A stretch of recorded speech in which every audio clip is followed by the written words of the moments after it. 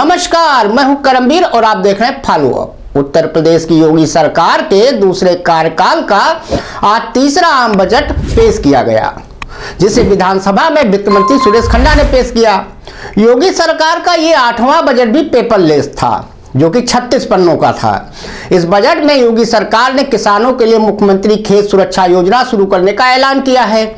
वहीं इस योजना को लेकर समाजवादी पार्टी के मुखिया अखिलेश यादव ने तंज कसा है।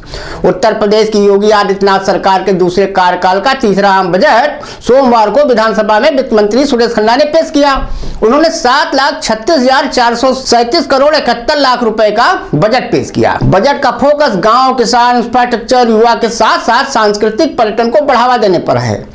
सरकार ने चुनाव के दौरान किसानों के लिए किया गया एक वादा इस बजट में पूरा किया है। बजट पेश होने के बाद सीएम योगी ने इसकी जानकारी देते हुए कहा, प्रदेश के अंदर जो नलकूप हैं उनसे जुड़े हुए किसानों को बिजली उपलब्ध कराने के लिए निःशुल्क बिजली आपूर्ति के लिए हमने बजट में प्रावधान किया है। उत्तर प्रदेश की खेती को ग्लोबल वार्मिंग से बचाने के लिए बजट में प्रावधान किया गया है।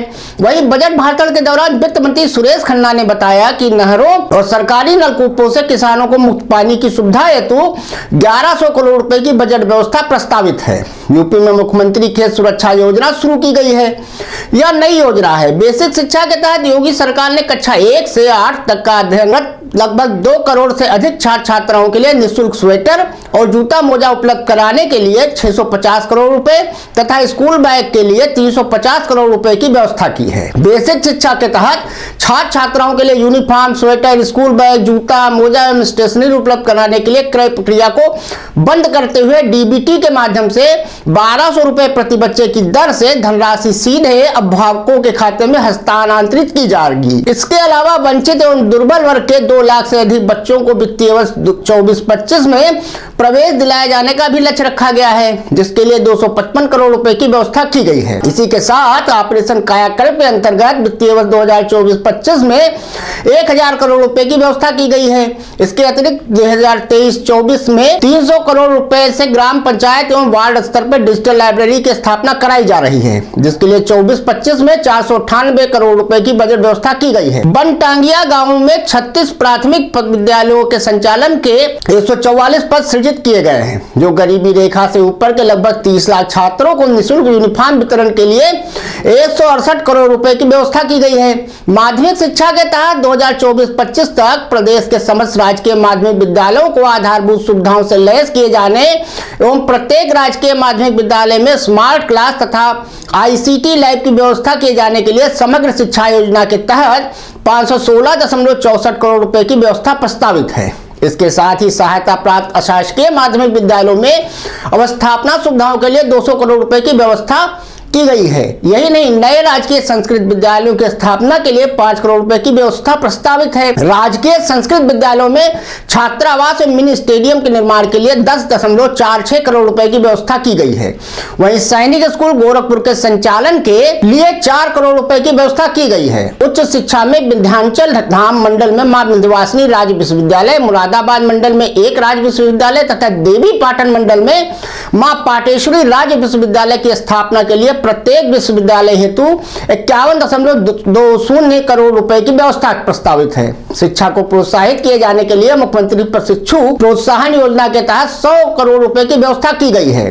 प्रदेश के राज्य विश्वविद्यालयों में आधारभूत सुविधाओं के विस्तार के लिए 30 करोड़ रुपए, नए राज्य के लिए महाविद्यालयों की स्थापना तथा राजकीय महाविद्यालयों के निर्माणाधीन भवनों को पूर्ण किए जाने के लिए 55 करोड़ रुपए की व्यवस्था प्रस्तावित है। दूसरी तरफ प्राविधिक शिक्षा के तहत प्रदेश में डिप्लोमा स्तरीय 169 संस्थाओं में प्रशिक्षण प्रदान किया जा रहा है।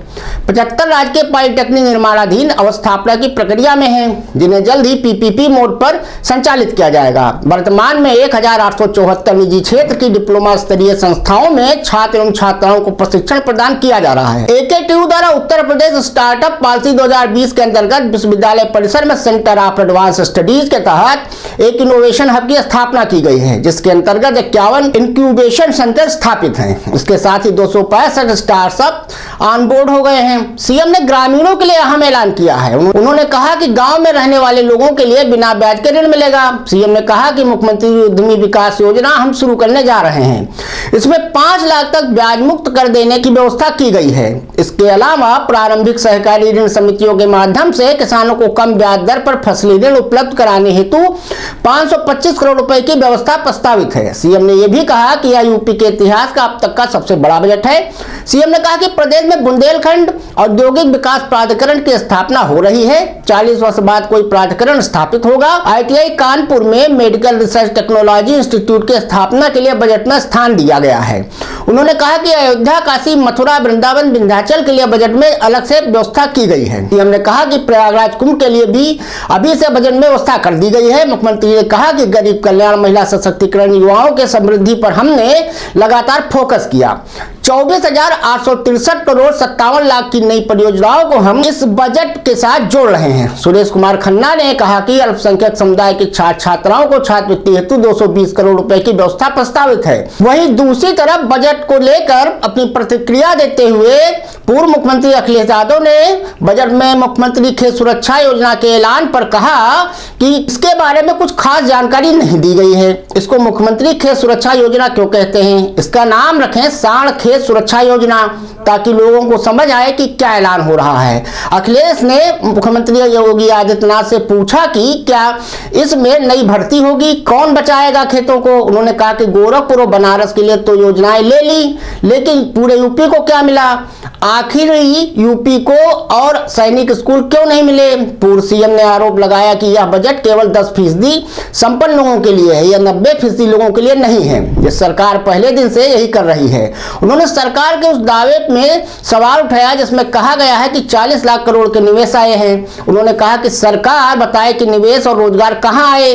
सपा प्रमुख ने सवाल किया कि क्या अटल जी के नाम पर बन रही यूनिवर्सिटी बन गई?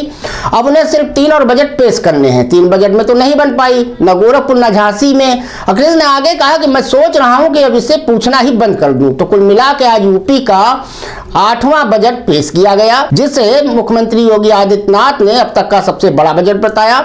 अब इसमें देखने वाली बात यह होगी कि इससे आम आदमी, किसान, गरीब, मजदूरों को क्या भलाई हो सकती है, उन्हें क्या लाभ हो सकता है। धन्यवाद।